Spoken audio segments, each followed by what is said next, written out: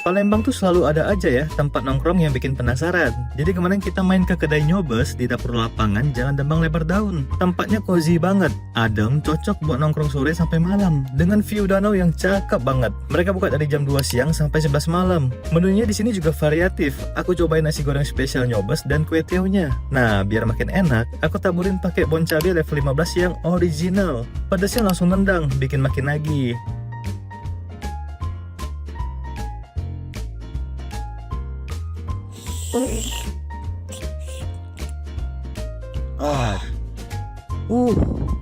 Beuh.